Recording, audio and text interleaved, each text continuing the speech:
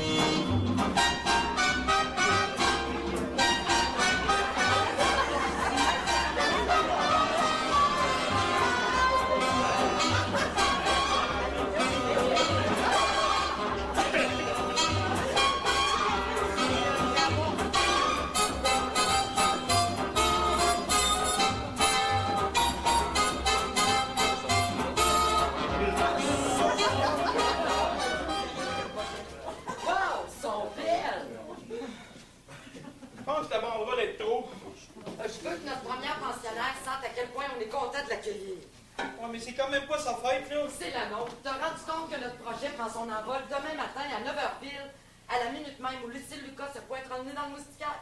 Je suis pas sûr que ça soit une bonne idée. Le moustiquaire ou Lucille Lucas? Les deux. Premièrement, le moustiquaire, c'est pas sécuritaire. On est en campagne. Puis deuxièmement, je suis pas sûr que je vais être capable de dealer avec le troisième âge longtemps. Lucille a 72 ans. C'est une jeune personne âgée, très autonome. Autonome, mon âme. Il y avait une canne quand t'es venu visiter. Elle s'était foulée une jetée. Elle est correcte, là. Puis même si elle avait avec les petits bobos, ils sont sûrement partis de son char. Puis je me sens pas l'ombre d'un infirmier. Tu te sens l'âme de quoi? D'un chômage, peut-être? Si t'avais pas été si pressé de partir en business, là, j'aurais le temps de me trouver de quoi en ville, là. Paul, est-ce que tu t'es déjà trouvé un emploi sans mon aide? J'ai jamais eu le temps de le faire. Correction. T'en as jamais eu l'énergie. Puis, j'ai peur du sang. Je vois pas le rapport. Ben, si Lucille se blesse, là. Tu fermeras les yeux, c'est moi l'infirmière de l'équipe. À moi les écorchures, les maux de tête, de dos, les évanouissements, les vomissements. Nomme-les, ça me fait pas peur, j'en ai vu bien d'autres à l'hôpital. Maudit virage ambulatoire aussi, là. T'avais dû faire de bon job, t'as voulu rendu dame de compagnie. Ben, plus qu'une dame de compagnie. On dirait que tu réalises pas la chance qu'on a. Cette maison-là nous tombe du ciel. Maman t'es pas obligée de nous la laisser en héritage. Effectivement, elle m'a bien surpris. J'ai même pensé que c'était une erreur du notaire. Elle a voulu se racheter avant sa mort. Correction, elle a voulu nous acheter après sa mort. Ça change. C'est pas pareil, on va se mettre à le lever.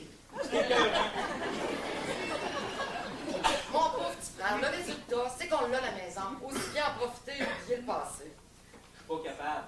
Pas capable, il est mort. Son petit frère s'appelle Essaye.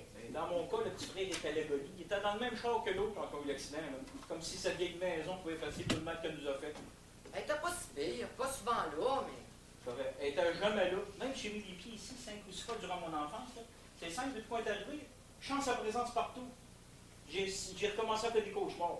Ça va se stabiliser. On a quand même quelques beaux souvenirs ici. Trop peu, justement. Tout ce que je me souviens, c'est que ça finissait toujours dans les larmes parce que je voulais plus repartir. C'est positif. Tu pleuras pas pour partir, mais pour rester. Maintenant, tu peux rester aussi longtemps que tu veux.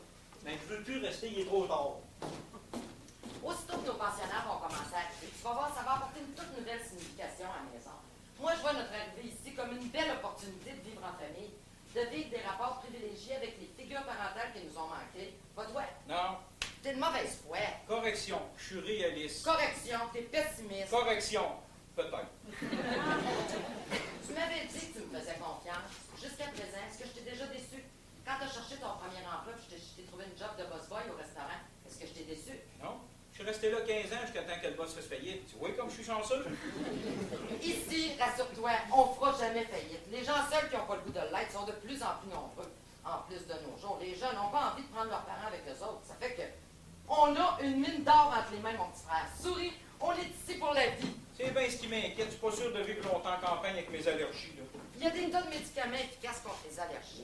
Je veux pas de médicaments, je compte ça, tu le sais. Pas de chimique dans mon organisme. Un esprit sain dans un corps sain, j'aspire à ça.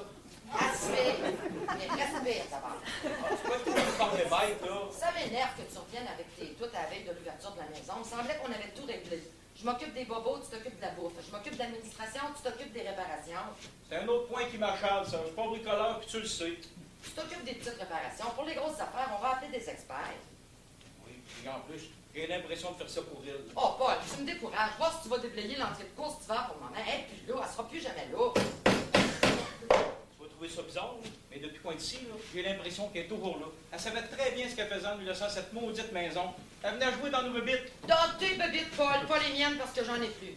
Grâce à ma thérapie, fini le ressentiment, les larmes de victime. Je suis ailleurs maintenant. Oui, ailleurs, dans la maison de ta mère, là. Oh, excuse-moi, là, c'est pas correct ce que je dis ici. Me semble que j'ai tout fait pour te rassurer. On a une maison, on se crée de l'emploi. Bref, je te sors du trou, c'est quand même pas rien. C'est vrai. Si Jean-Louis m'avait pas quitté, j'aurais jamais pu faire ça. Je le sais. Pas avoir perdu ma job à l'hôpital, je serais pas ici non plus. C'est vrai. Pas avoir eu besoin d'un toit, j'aurais jamais pensé à venir ici. Je le sais. Finalement, je me rends compte que... Que tu doutes de toi aussi? Non, c'est moi qui devrais se plaindre, pas toi. Tu t'as rendu compte de tout ce qui m'est arrivé dernièrement? Plus de chum, plus de job, plus de maison. C'est effrayant. Ouais, mais tout le monde, c'est pas pareil. Là. Même les winners ont le droit à l'échec. Je viens de faire une maudite année. Et là, enlève-moi pas ce que j'ai plus que toi. La malchance? As-tu changé les ampoules de la salle de bain? Non, pourquoi? Ils sont brûlés. Et pourquoi c'est à moi faire ça? Parce que c'est la moindre des choses, j'ai tout fait depuis le début. Ah, c'était pas ma manipuler à la moindre occasion, là. Je te manipule pas, je te demande de participer un peu. OK, mais je veux pas que tu penses que tu peux tout me demander puis que je peux rien te refuser parce que je t'en dois beaucoup, tu comprends? Je sais. C'est pour ça que j'apprécierais un minimum de justification quand tu me demandes quelque chose.